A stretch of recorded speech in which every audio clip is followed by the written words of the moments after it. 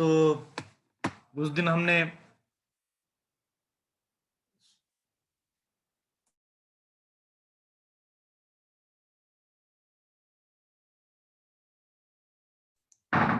तो उस दिन हमने अ, भाषा कौशल के संदर्भ में चर्चा की थी और मैंने आपको ये समझाया था कि भाषा शिक्षण की प्रक्रिया में भाषा कौशल एक महत्वपूर्ण इकाई है। भाषा को हम केवल सीखने से काम नहीं चलता है। सीखना मतलब केवल अनुकरण के द्वारा जो भाषा सीखी जाती है उसकी कुछ मर्यादाएं हैं, लेकिन वास्तविक रूप में भाषा के सैद्धांतिक रूप के साथ साथ भाषा के व्यावहारिक रूप को भी समझना, भाषा की कुशलता को भी समझना, तात्पर्य मतलब भाषा का कहाँ, कैसे, किस तरह से प्रयोग किया जाए तथा कैसे सुना जाए तथा कैसे बोला जाए, लिखा जाए या पढ़ा जाए या क्या पढ़ा जाए और कैसे पढ़ा जाए। ये सभी कौशल को यदि हम अवगत कर लेते हैं तो निश्चित रूप में हम भाषाई कौशल प्राप्त कर सकते हैं। अब भाषाई कौशल प्राप्त करने का फायदा क्या है? आप कहेंगे कि हमें ये भाषाई कौशल क्यों चाहिए? हमें तो हम सभी को भाषा आती है, फिर ये कौशल की क्या जरूरत है? देखिएगा, कोई भी काम जो होता है, काम तो सबको आता है, लेकिन काम का स्किल यदि आपको आता है तो काम अत्यंत प्रभावकारी रूप से इफेक्टिव और जिसे कहा जा सकता है कि रिजल्ट ओरिएंटेड हो सकता है। हम एक बहुत प्रभावकारी ढंग से काम कर सकते हैं यदि हमारे पास भाषा रूपी एक महत्वपूर्ण हथियार है और हम एक भाषा के उस भाषा का कुशलता से प्रयोग करना जानते हैं, तो निश्चित रूप में हम हमारे बोलने में, हमारे लिखने में, हमारी परीक्षा में लिखने में, हमें सेमिनार देने में या जो भी परीक्षाएं आए, उसमें हम एक सहजता से और सरल और प्रभावकारी ढंग से अपनी बात रख सकते हैं। परिणाम स्वाभाविक और विद्यार्थियों के लिए तो आवश्यक है।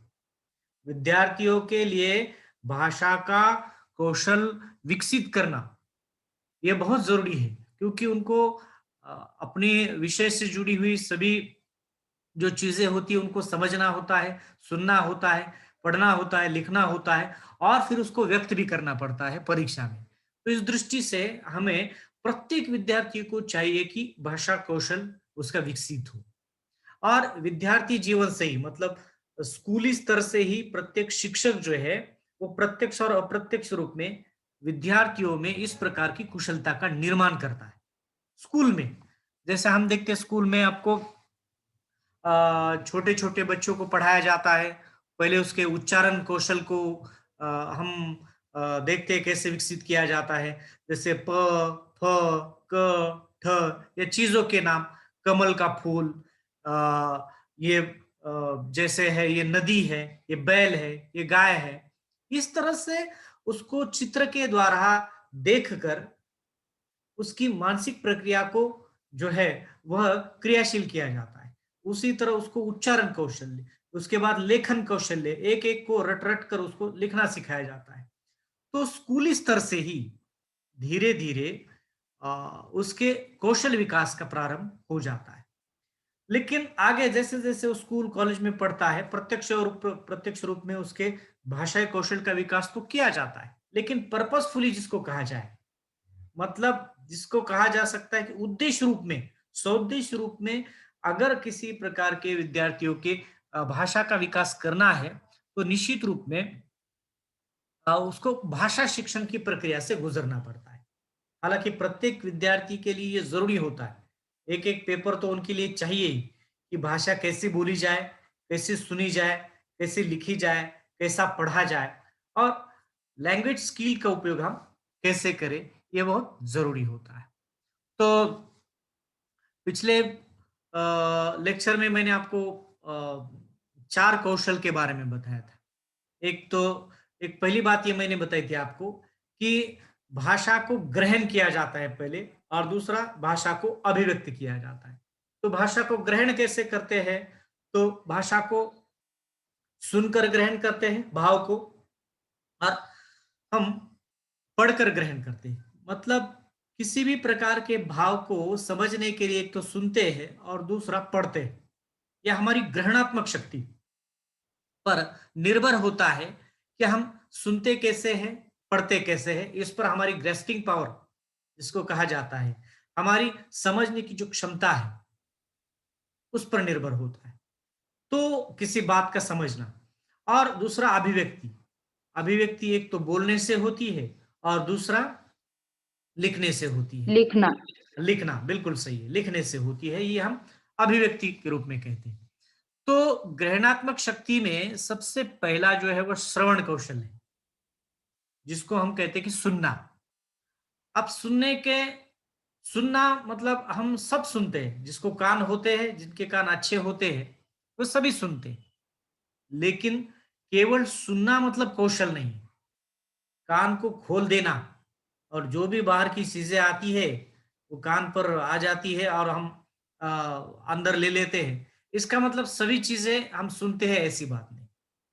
जैसे हम किसी बाजार में जाते हैं, कोई चीज खरीदने के लिए जाते हैं, तो इतनी भीड़ होती है बाजार में, हर जगह पर कोई ना कोई बात करते रहता है। कोई किसी दुकान पर, कोई रिक्शा वाला, कोई बाजू वाला, कोई ठेले वाला, कोई गाड़े वाला, कोई दूसरा, कोई चीजें बेचने वाला या कोई वस्तु खरीदने वाला। ये शोर चलते रहता है बाजार का, हमारे कानों पर पड़ता है शोर, लेकिन हम इस शोर को सुनते भी हैं।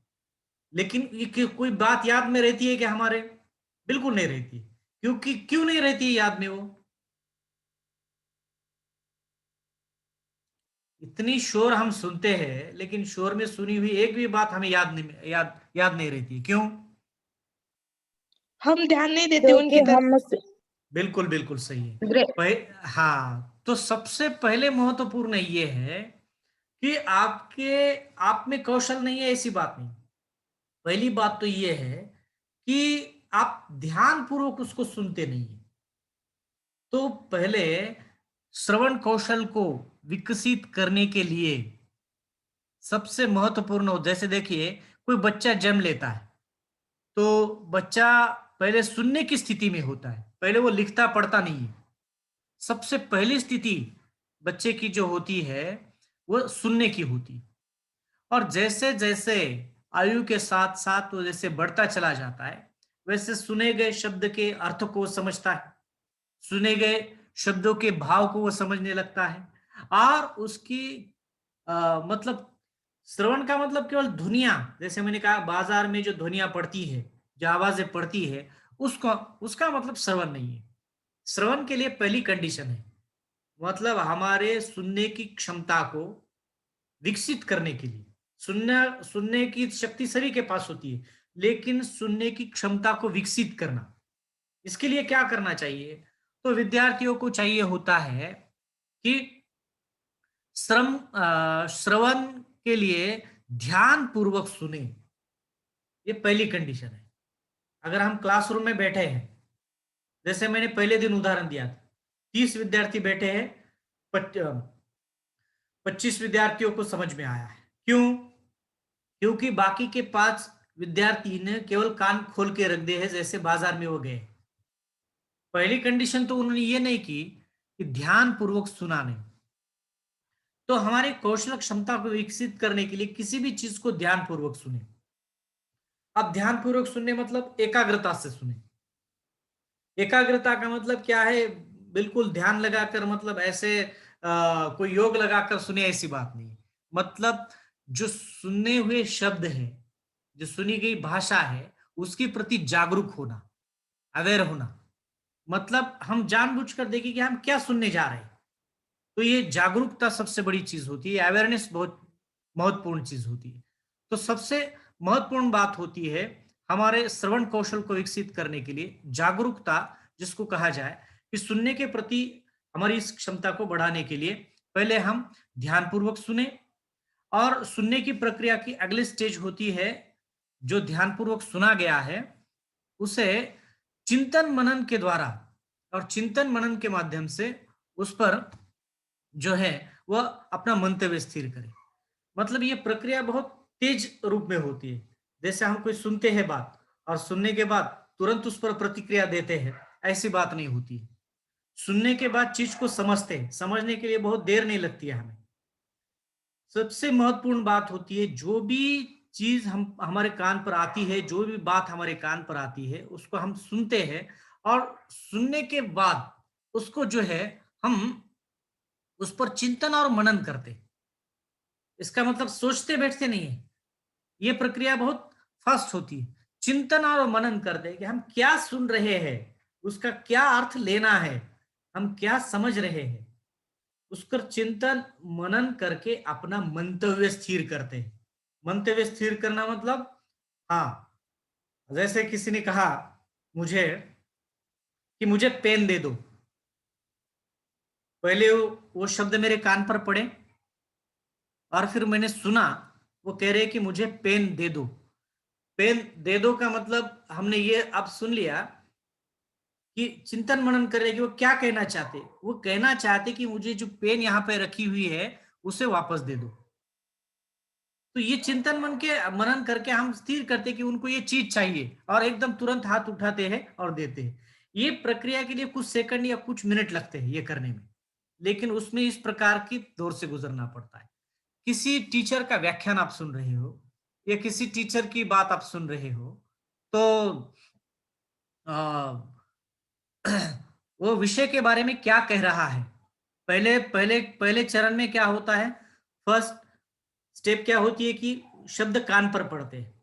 किसी विषय के बारे में वो बता रहा है, किसी विषय के बारे में, चाहे वो फिजिक्स पढ़ा रहा हो, केमिस्ट्री पढ़ा रहा हो या कोई पढ़ा रहा हो, कोई भी विषय पढ़ा रहा हो, उस विषय के बारे में जो शब्द हमारे कान पर पड़ते हैं और कान पर जो शब्द पड़ते हैं उसको समझने की कोशिश करते हैं। समझने की कोशिश करना मतलब उस पर चिंतन करते हैं कि सर आखिर इस विषय के बारे में क्या कहना चाह रहे हैं। तो इस पर चिंतन करते, मनन करते। और जो चिंतन और मनन कौन कर सकता है, जो जागरूक हो, जो अवेयर हो, जो सुन रहा है उसके प्रति अवेयर हो। एकदम से अगर कोई सुन नहीं रहा है जागरूकता से और मैं बोल रहा हूं और एकदम से मैं उसको पकड़ता हूं, हाँ समझ में आई बात, वो इधर उधर देखता, हाँ हाँ नहीं सर मैंने ठीक से सुना नहीं। ठीक से सुना नहीं मतलब कान पर तो शब्द पड़े, लेकिन पड़े हुए जो कान पर शब्द है उसके प्रति कोई चिंतन और मनन नहीं किया, उस बात को समझने की कोशिश नहीं की। और चिंतन मनन करके ही हम प्रतिक्रिया देते हैं, हम प्रतिक्रिया देते हैं। इसलिए किसी की बात सुनने से पहले प्रतिक्रिया देना, ये बात को अधूरा समझना होता है। इसलिए जरूरी होता है जो भी हम समझ रहे हो उसको पहले सुने। इसलिए कहा जाता है कि उसके लिए बहुत सहन शक्ति की आवश्यकता होती है सुनने के लिए। एक तो हम कितने देर तक जागृत रह सकते हैं सुनने के प्रति, किसी का 5 मिनट सुन सकते हैं, किसी का 10 मिनट सुन सकते हैं, किसी का 15, 20, 25, ज्यादा से ज्यादा 35, 40 मिनट तक हमारी सुनने की प्रति हम जागरूक रह सकते हैं। इसलिए कोई भी लेक्चर आपको 40, 45 मिनट से ज्यादा नहीं होता है। जब कोई 1, 2 घंटे अगर ये चलता रहेगा, पिछली वाली बातें सब हम भूल जाएंगे, हम कितने जागरूक रह सकते हैं। तो जागरूक हम रहे और सुने और सुनी गई बात पर मंतव्य स्थिर करें और मंतव्य स्थिर करने के बाद हम उसके अनुसार व्यवहार करते हैं। कोई हमें पेन दे दो कहने के बाद हम सुनते हैं, समझते हैं और पेन उठाकर देते हैं। कोई हमें कोई काम बताता है या कोई हमें कोई किसी प्रश्न पूछता है, प्रश्न पूछता है। जैसे अगर आपको प्रश्न पूछा जाए कि यदि आप प्रधानमंत्री बन जाएंगे तो फटाक से उत्तर नहीं देंगे हम, पहले तो सुनेंगे प्रश्न क्या है, प्रश्न सुनने के बाद समझेंगे कि इन्होंने मुझे पूछा है कि आप यदि प्रधानमंत्री बनोगे तो क्या करोगे। तो फिर मैं चिंतन करूंगा थोड़ी देर कि प्रधानमंत्री के कार्य क्या होते हैं, उसके अधिकार क्या होते हैं और मैं क्या क्या कर सकता हूं। और इसके बाद हम प्रतिक्रिया हमारी देते हैं। तो कोई भी काम या श्रवण कौशल को विकसित करने के लिए पहली कंडीशन है ध्यानपूर्वक सुनना और सुनी गई बात पर चिंतन और मनन करना। देखो प्रत्येक विद्यार्थी अपने क्लासरूम में बैठकर 45 मिनट का जो है वो टीचर का व्याख्यान सुनता है, लेकिन ऐसे कितने विद्यार्थी हैं, मान लीजिएगा कि आपके 4 लेक्चर है, 45-45 मिनट के 4 लेक्चर आपने किए, मतलब लगभग 3 घंटे आपने सुना। और 3 घंटे सुनने के बाद घर पर आकर किसी ने ऐसा सोचा कि एक थोड़ी देर बैठकर कि सर ने पहले लेक्चर में हमें क्या पढ़ाया था। पहला लेक्चर हुआ हमारा फिजिक्स का, या किसी का राज्य शास्त्र का हुआ होगा। सर ने ये टॉपिक पढ़ाया, तो क्या पढ़ाया, उस टॉपिक में उन्होंने कौन कौन सी बातें कही, किस किस चीज के बारे में समझाने की कोशिश की, और क्या वो समझाना चाहते थे। ऐसा हम हमें ऐसा हम कभी सोचते हैं क्या, करते हैं क्या, ये चिंतन करते हैं क्या? और चिंतन करके हम ऐसा हाँ ठीक है, अब ये बात मैं समझ गया।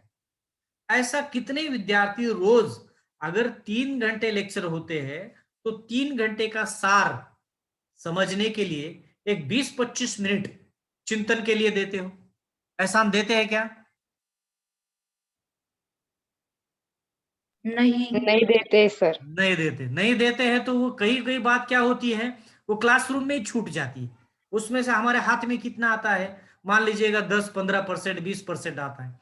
मतलब पहले क्लास का 10%, दूसरे क्लास का 15%, ये मान लीजिएगा पहला क्लास किया 25% हमारा हाथ में आ गया।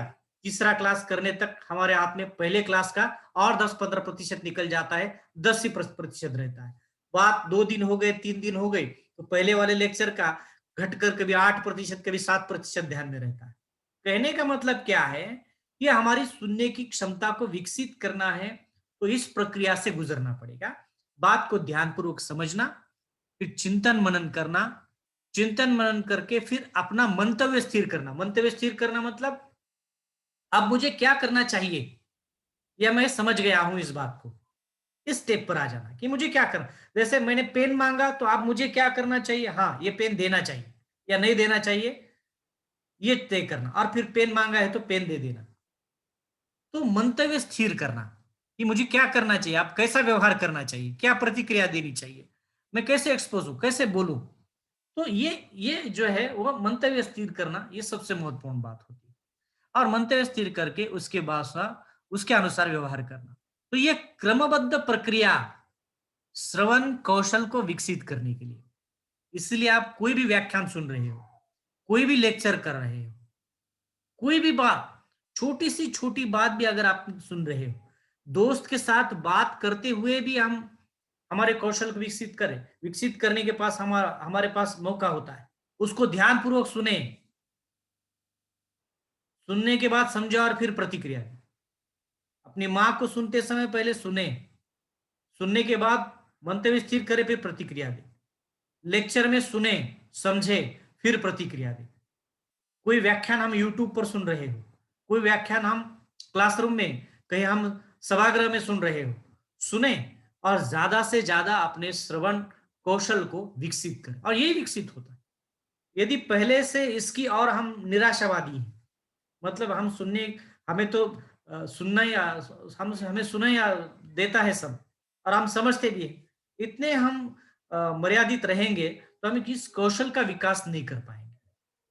इसलिए जितना हो सके उतना ज्यादा से ज्यादा सुनने की आदत डालें। इसके लिए हमें जरूरत होता है कि जो है वो क्षमता हमारे पास उतनी होनी चाहिए, सहन शक्ति हमारे उसमें। हमारे पास किसी के पास टाइम ही नहीं होता है सुनने के लिए। हम कोई सुने उसके पहले प्रतिक्रिया दे दें। शिक्षक शिक्षक जो होता है ना, वो क्या करता है, वो विद्यार्थियों के स्तर के अनुसार, जैसे मैं आपके साथ जैसे बात करूं वैसे एक तीसरी चौथी के विद्यार्थियों के साथ बात नहीं करूंगा। उनका स्तर, मैं मेंटल लेवल उनकी देखूंगा, उनका मानसिक स्तर देखूंगा और उसके अनुसार बात करूंगा।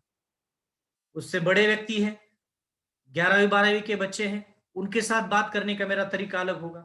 First year, second year, third year के विद्यार्थी हैं, उनके साथ मतलब स्तर को देखकर मैं शब्दों का चयन करता हूं कि कैसे शब्दों का प्रयोग इनके साथ करना चाहिए, कैसे उनको बोलना चाहिए। आप में व्यंग से कही हुई बात भी आप समझते हैं, डायरेक्टली इनडायरेक्टली कही हुई बात आप समझते हैं, संकेत के द्वारा की गई बात भी आप समझते हैं। ये छोटा बच्चा समझने में सक्षम नहीं होता है, इसलिए उसके साथ बात करते समय मेरा तरीका अलग होगा। स्तर के अनुसार हम कौशल का विकास करते हैं, बच्चों के कौशल का विकास करते हैं।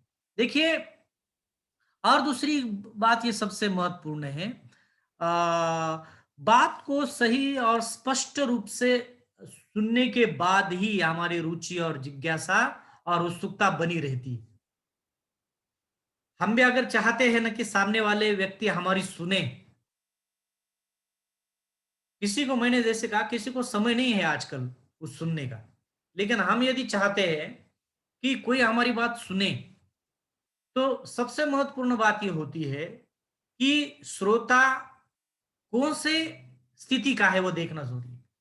छोटा बच्चा है, बड़ा है, मध्यम है, अल्पवयीन है, प्रौढ़ है, या स्त्री है, पुरुष है, लड़की है, लड़का है, पढ़ा लिखा है, अनपढ़ है, ये सब कैटेगरी हम ध्यान रखते हैं, उसी के अनुसार हम शब्दों का चयन कर दें।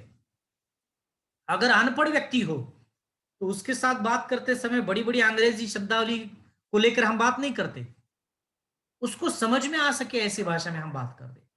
छोटा बच्चा हो तो उसे बड़ी उसके सामने पांडित्य प्रदर्शन करने की जरूरत नहीं, उसको बहुत बड़ी बड़ी लंबी चौड़ी आध्यात्मिक बातें बताए तो उसको कुछ समझ में नहीं आएगा। छोटे बच्चे को छोटी बच्ची की भाषा में ही बात करना जरूरी होता है।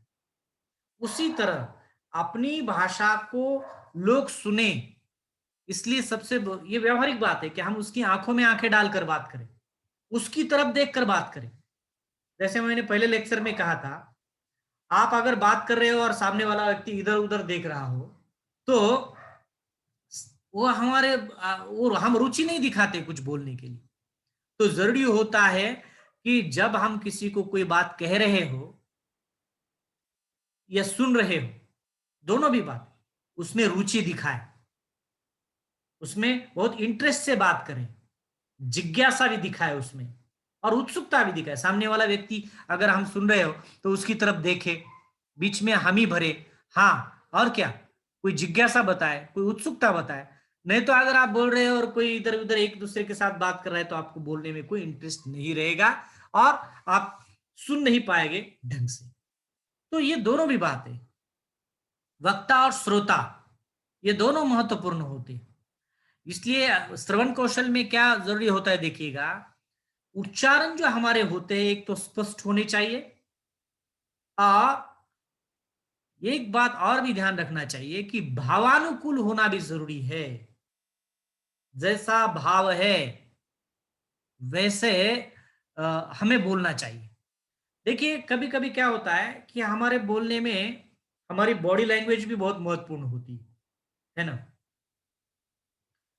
जैसा हम शब्द बोलते हैं, जैसे कल मैंने उदाहरण आपको दिया था, आजकल भाई लोगों की संख्या बहुत बढ़ गई है। इसका मतलब, इसका भाव क्या है, यह समझना बहुत जरूरी है। आपके क्या कहने, आप तो बड़े महान लोग हैं, ये कहने के बाद इसका संकेत आपको समझ में आना चाहिए, है ना। ये क्या कहना चाहिए, एक तो व्यंग कर रहे हैं या क्या कर रहे हैं, है ना। आपके क्या कहने, आप तो बहुत महान व्यक्ति हैं, ऐसा कहने के बाद हमें उसके बोलने के तरीका जैसे है उस तरीके के अनुसार हम तय करते हैं कि ये क्या कहना चाहता है, ये व्यंग करना कर रहा है या हमें नीचा दिखाना चाहता है ना। एक्चुअल शब्द महान, महान का मतलब बड़ा दिखाना है, लेकिन उसके कहने का तरीका कैसे है, वो किस परिस्थिति में कह रहा है, वो कैसे कह रहा है, इसके अनुसार हम ये तय करते हैं कि वह शब्द का अर्थ हम लेते हैं। इसलिए हमारा ये कौशल पर निर्भरित होता है, शब्दों का अर्थ लेना, शब्दों का अर्थ या हमारे कौशल पर निर्धारित होता है कौन कैसी बात कर रहा है। यदि हमारे पास सुनने का कौशल नहीं है ना, तो हम उसके अर्थ को ही समझ नहीं पाएंगे कि वो क्या कहना चाहता है। इसलिए जरूरी है कि क्या कहे, है ना। बात समझ में आ रही ना आपकी? हेलो। Yes sir. हाँ, आप एक उदाहरण में बताता हूं, देखिए शब्दों के अर्थ कैसे बदलते चले जाते हैं। एक शिप है, जहाज, और जहाज का कैप्टन, कोई एक्सीडेंट हो गया है जहाज का, तो उसको पकड़कर लाया जाता है, कोर्ट मार्शल उसका होता है, मतलब उस पर केस चलती है। तो बाकी के लोग जो दूसरे होते हैं वहां पर, उनको पूछा जाता है कि कैप्टन क्या पिया हुआ था क्या, या पीता है क्या, दारू पीता है क्या।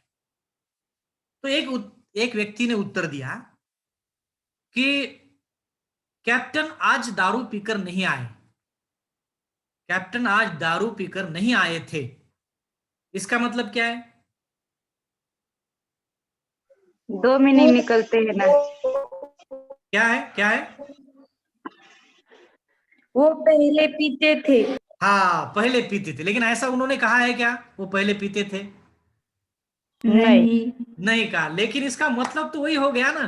आज दारू पीकर नहीं आए, इसका मतलब वो पहले पीते हैं, लेकिन कहा नहीं पहले पीते हैं। अब हो सकता है कि वो कभी नहीं पीते हो, लेकिन उसने केवल आज शब्द बीच में डाल दिया ना, तो उसका अर्थ हो गया कि वो पहले पीते थे, वो पहले पीते थे। इसका मतलब क्या है कि समझने वाला बिल्कुल अर्थ समझ लेता है क्या कहना है। उसने कहा नहीं कि वो रोज पीते थे, लेकिन सामने वाला बिल्कुल समझ गया अर्थ उसका क्या है। आज पीकर नहीं आए, इसका मतलब कल परसों या इसके पहले पीते थे, ऐसा है। तो शब्दों के अर्थ कैसे लेने हैं, कभी कभी हम अक्सर देखते हैं मीडिया में बहुत से राजनीतिक व्यक्ति होते हैं और कुछ बोल देते हैं फटाक से। कुछ बोल देने के बाद मीडिया में जब आ जाता है कि अरे प्रधानमंत्री जी ने ऐसे कहा, या इस खासदार ने, इस मंत्री ने ऐसे कहा, तो दूसरे दिन एकदम से जब हो हल्ला मच जाता है तो वो कहते हैं नहीं नहीं मुझे ऐसा नहीं कहना था, मेरी बात को तोड़ मरोड़ के पेश किया गया है ना। ऐसा हम सुनते हैं अक्सर, ऐसा मीडिया में टेलीविजन में आता है। लेकिन वो इसलिए मीडिया के साथ बात करते समय या सार्वजनिक जीवन में बात करते समय हमें बहुत कॉन्शियस रहना पड़ता है, हमें बहुत सतर्क रहना पड़ता है। कैसी बात करें हम, वो आगे बोलने के कौशल में आ जाएगा। लेकिन यहां मैं कह रहा हूं कि सुनने के लिए हम कैसा अर्थ लेते हैं तो भावानुकूल होना चाहिए। इसलिए हमारा बॉडी लैंग्वेज भी बहुत महत्वपूर्ण योगदान उसका होता है।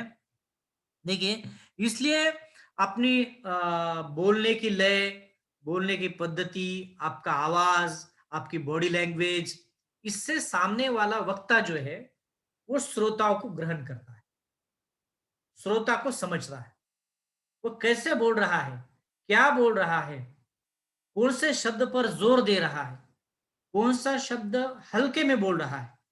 ये बहुत सी बातें उसमें आ जाती है जिससे सामने वाले वक्ता पर, माफ कीजिएगा, सामने वाले श्रोता पर उस वक्ता का प्रभाव पड़ता है और वैसे वो अर्थ ग्रहण करता है।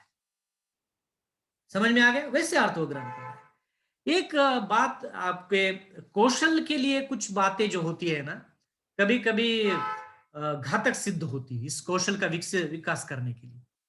देखिए, पहली चीज तो ये है, इस कौशल का विकास करने के लिए उपयुक्त वातावरण की बहुत आवश्यकता होती है। उपयुक्त वातावरण, है ना। आप देखो, आप बहुत तनाव में हैं, बहुत तनाव में हैं, और मैं आपको कोई प्रवचन देने जा रहा हूं, आप में बहुत दुख दुख में है, लेकिन मैं वहां पर वो कॉमेडी कर रहा हूं, आप हंस पाएंगे क्या? नहीं। नहीं हंस पाएंगे आप। मतलब परिस्थिति दुख भरी है और बात अगर हंसने की कर रहे हो तो सामने वाला व्यक्ति कुछ समझ नहीं पाएगा। आप तनाव में हैं और मैं आपको यहाँ उपदेशों की डोज पिला रहा हूं, आप कुछ समझेंगे क्या उसे? नहीं। नहीं समझेंगे। आप तनाव में है और मैं इधर आपको बहुत उपदेश दे रहा हूँ, ऐसा करना चाहिए, जीवन में कैसा रहना चाहिए, क्या रहना चाहिए, हमारे जमाने में हम कैसे रहते थे, आप कुछ सुनेंगे ही नहीं वो उसकी बात। वो क्या कह रहा है क्या नहीं, वो उसी को पता है। अगर मान लीजिए आपको घर से फोन आया हो कि आप जल्दी से घर पर आइए, और आप लेक्चर में हैं, और लेक्चर बहुत तल्लीनता से लेक्चरर लेक्चर दे रहा है, व्याख्यान दे रहा है, उस व्याख्यान को, उस लेक्चर को आप ढंग से सुन पा रहे हैं क्या? नहीं। नहीं, आपका मन ही नहीं है, आप तो, आपका मन हो गया। इसलिए श्रवण कौशल को, सुनने की क्षमता को विकसित करने के लिए उपयुक्त वातावरण होना बहुत जरूरी है। उपयुक्त वातावरण, हमारी शिक्षा पद्धति कैसे है देखिएगा, हमें एक टाइम टेबल बना कर दिया जाता है, 10:30 से 11:15 बजे तक फिजिक्स, 11:15 से 12 बजे तक केमिस्ट्री, ये फला फला विषय है। मतलब इतना कृत्रिम बना दिया जाता है, आपका मूड नहीं है फिजिक्स सुनने का, लेकिन फिर भी आपको 10:30 बजे क्या करना पड़ता है, फिजिक्स ही सुनना पड़ता है। आपका मूड नहीं है आप केमिस्ट्री सुने, आपका मूड नहीं है कि तीसरा लेक्चर हो जाए, लेकिन ऐसा होता है क्या, आपको करना ही पड़ता है। मतलब इतनी कृत्रिमता आ गई, इसलिए आपकी सुनने की क्षमता पर भी प्रभाव पड़ता है। सुनने की क्षमता, आप तीसरे चौथे लेक्चर को, अगर 4 लेक्चर हो गए आपके और आपको फिर सभागृह में बिठा दिया जाता है, किसी एक दार्शनिक या फिलोसोफर की कोई व्याख्यान है और वो व्याख्यान दे रहा है, आपको समझ में आएगा क्या उसका व्याख्यान? नहीं। क्यों समझ में नहीं आएगा? इसलिए समझ में नहीं आएगा कि इसके, क्योंकि हाँ हम बोल हाँ, वो पहले ही 4 लेक्चर हो चुके हैं, हम सुन चुके। अब वातावरण नहीं है, अभी मेरा मूड नहीं है, जिसको हम वातावरण कहने के बजाय मूड कहेंगे, हमारा मूड ही नहीं है कि हम उसको सुने, और जबरदस्ती से आपको फिजिकली बिठा दिया जाए, उसका कुछ फायदा नहीं। तो सुनने की क्षमता को विकसित करने के लिए हमें जरूरी होता है कि आप उपयुक्त वातावरण हो, उपयुक्त वातावरण हो, अस्वस्थता, विषय के प्रति और रुचि। आप अगर कोई इंटरेस्ट नहीं रखते फिजिक्स में, और फिजिक्स के व्याख्यान दे रहा है, कुछ मजा नहीं आ रहा है, कुछ भी मजा नहीं। आप किसी आयुर्बीमा या बीमा जिसको कहा जाता है, उसमें कोई महत्व नहीं आपको आपके जीवन में, और कोई बीमा के बारे में महत्व बता रहा है कि आपको इंश्योरेंस कितना जरूरी है, कैसे आपको फायदा देता है, आपका इंटरेस्ट होगा क्या सुनने का? नहीं। बिल्कुल सुनने का। हमारी उस विषय के प्रति अगर अरुचि है तो भी हमारी क्षमता विकसित नहीं होती है। हाँ, रुचि वाला विषय हम बहुत ध्यान लगाकर सुनते हैं, उस पर चिंतन कर सकते हैं, उस पर मनन कर। अरुचि होना, अस्वस्थ होना, उपयुक्त वातावरण न होना, या मान लीजिएगा कि मानसिक स्तर का संबंध भी देखना चाहिए। अगर आप बीए बीएससी सेकंड ईयर के विद्यार्थी है और कोई फिलोसोफर आपके सामने रख बात कर रहा है, और वो फिलोसोफर उच्च शिक्षित लोगों के लिए, मतलब पढ़े लिखे, ज्यादा पढ़े लिखे, उच्च विद्याभूषित लोगों का व्याख्यान देने वाला हो, तो आपको समझ में नहीं आएगा उसकी बात। मानसिक स्तर जरूरी है। और सबसे महत्वपूर्ण बात क्या होती है देखिएगा, वक्ता के साथ संबंध भी बहुत महत्वपूर्ण होता है। वक्ता के साथ संबंध भी, कोई ऐसे विद्यार्थी होते हैं जिनको एक आध टीचर पसंद ही नहीं होते। बहुत से विद्यार्थी होते हैं ना, टीचर क्यों नहीं पसंद, तो वो कहते हैं पता नहीं क्यों, लेकिन सर मुझे अच्छे नहीं लगते।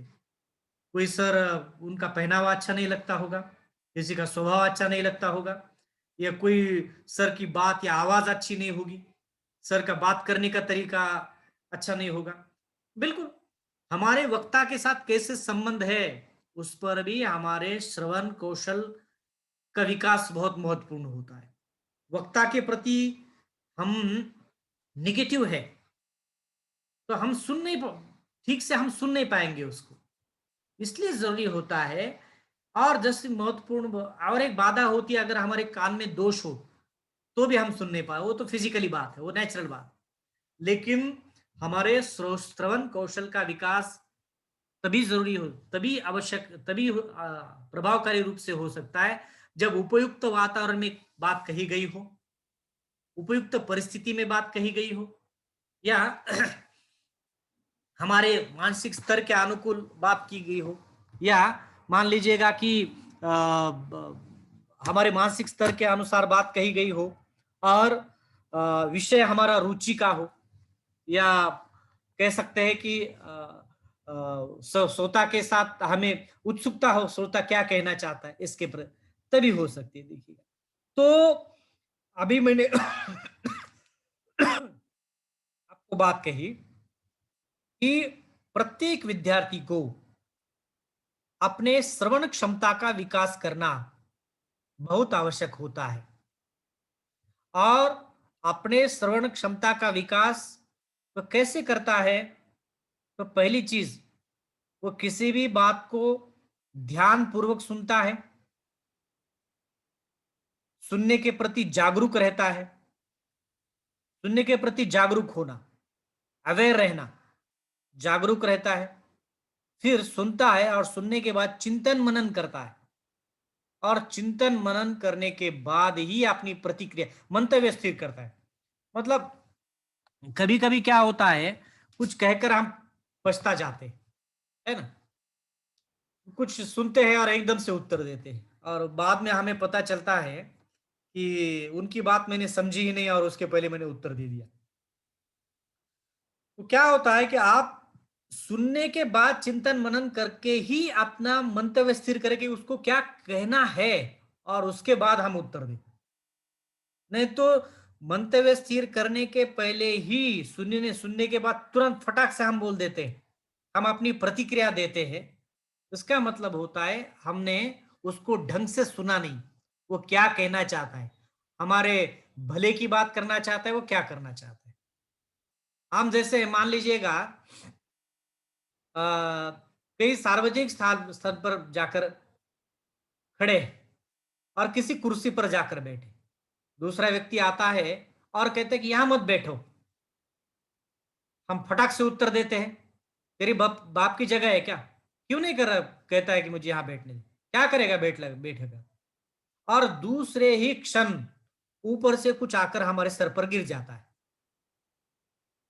अब हमने सुन लिया होता वो व्यक्ति किस लिए कह रहा है कि यहां मत बैठो, इस कुर्सी पर मत बैठो, क्योंकि ऊपर जो छत है वो छत प्लास्टर छोड़ रही है, और वो प्लास्टर इधर कभी भी गिरने की संभावना है, तो यहां मत बैठो, किसी दूसरी जगह पर बैठो।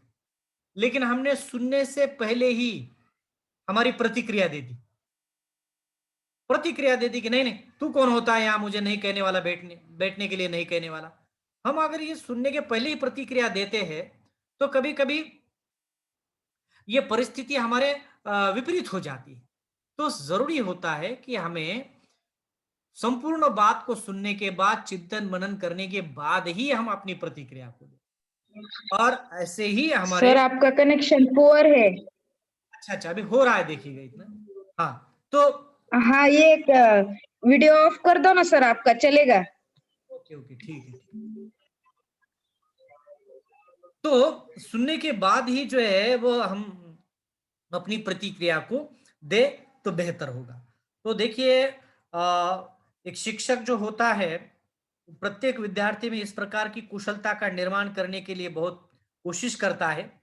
ध्यान से सुनना, एकाग्रता से सुनो, विषय से संबंधित प्रश्न अगर आपको वो पूछता है, आपको अनुरोध करता है, स्टैंडर्ड जो वर्तनियां होती है उसके बारे में बताता है, शब्द कहीं अटक जाए तो शब्दों के अर्थ वो बताता है, शब्दों का अर्थ बता के बाद आपको यदि शब्द का अर्थ समझ में आ गया तो ही आप उस विषय को समझ पाते। तो ये सब करने के पीछे उसका उद्देश्य ये होता है कि आपके श्रवण कौशल को विकसित करना, और ये सबसे महत्वपूर्ण बात होती है भाषाई कौशल में, सबसे बेसिक बात होती है आपके सुनने की क्षमता का विकास करना। तो मित्रों आज हम समझेंगे, आज हमने समझ लिया है कि प्रत्येक विद्यार्थी को चाहिए विषय में भी अगर उसको परफेक्ट होना है, किसी विषय को भी प्रभावकारी रूप से समझना है, असरकारी रूप में समझना है, तो सबसे पहले उस विषय के बारे में बहुत सी सामग्री को हमें सुनना पड़ेगा। और कैसे सुनना पड़ेगा?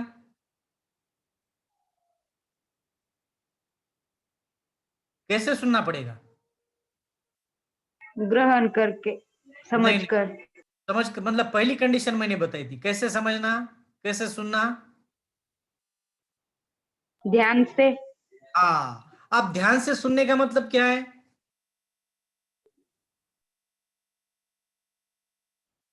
ध्यान से सुनने का मतलब क्या है? कंसंट्रेशन करके वो चीज ग्रहण वो करना।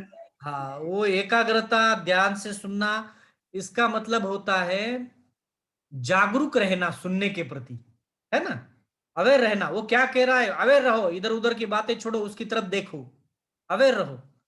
तो ध्यान पूर्वक सुनना, और सुनने के बाद क्या करना? चिंतन मनन करना। कही गई बात पर चिंतन और मनन करना। मतलब हम घंटों बैठते नहीं है, उसके बाद उत्तर नहीं देते, ये प्रक्रिया तुरंत होती है हमारी। ध्यान पूर्वक सुनना, सुनने के प्रति जागरूक रहना, चिंतन मनन करना, और फिर उसके बाद चिंतन मनन करने के बाद क्या है, अपना मंतव्य स्थिर करना, मतलब कही गई बात पर अपना मत स्थिर करना, है ना। क्या करना,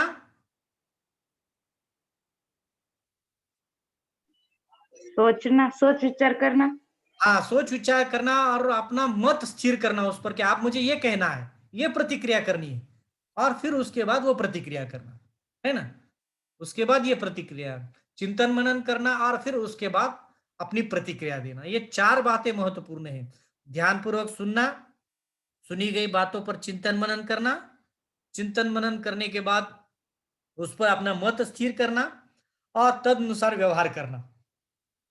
उसके अनुसार आपका व्यवहार होगा, चाहे वो आपका बात करने का हो, प्रतिक्रिया कैसी देनी है, इशारा करके, बोलकर, लिख कर, ताली बजाकर, वो सब हम मंतव्य स्थिर करने के बाद करेंगे। तो ये 4 बातें आप ध्यान रखिए, आपके श्रवण कौशल के विकास के लिए सबसे महत्वपूर्ण बातें हैं। समझ में आ गई आपको श्रवण कौशल कैसे विकसित करना है? Yes sir. अच्छा, ठीक है, बहुत अच्छी बात है। कल हम मतलब आने वाले लेक्चर में गुरुवार, शुक्रवार, शनिवार को हम बोलना अर्थात मौखिक अभिव्यक्ति को लेकर बात करेंगे। ठीक है, समझ में आ गया ना सबको? हाँ सर। अच्छा, आपने वो वैश्वीकरण वाला वीडियो देखा क्या? हाँ देखा सर। अच्छा, जिसने नहीं देखा हो वो देखे, देखकर सुने। सुने मतलब कैसा सुने? ध्यान पूर्वक सुने, सुनकर चिंतन मनन करे, चिंतन मनन करके हम अपना मत स्थिर करें कि सर को क्या कहना है इसके माध्यम से। वो एक वैश्वीकरण का मतलब क्या है, स्थिति कैसी है हिंदी की, किसे ग्लोबलाइजेशन कहा जाता है, उसके कैसे सामाजिक राजनीतिक परिणाम हुए, भाषा पर कैसे परिणाम हुआ, और फिर उसके अनुसार व्यवहार करें, मतलब समझे कि ये चीज क्या है। सभी बहुत से विद्यार्थियों ने, शायद इसमें से बहुत से विद्यार्थियों, मैं व्यूअर्स देखता हूं उसमें कितने विद्यार्थियों ने देखा है, कैसे देखा नहीं है। तो आप निश्चित रूप में उसको देखें, सुने हर एक वीडियो को अच्छे से। सब वीडियो आपके, मैंने जैसे आपने कहा था डिस्क्रिप्शन में भी दिया है, कौन से क्लास, हाँ दिया है सर, इस हाँ तो, बार दिया है। हाँ कौन से क्लास के लिए कौन सा वीडियो है और उसमें क्या है वीडियो में, तो प्रत्येक वीडियो को ध्यान पूर्वक आप सुने। ठीक है, चलो यस आज सर। हम अगले लेक्चर में मौखिक अभिव्यक्ति अर्थात बोलने के कौशल को लेकर बात करेंगे। आपको कोई शंका है इस विषय के बारे में अभी? नहीं नहीं। अच्छा, ठीक है, समझ में आ रहा है ना जैसे मैं कह रहा हूं आपको? हाँ सर आ रहा है समझ में।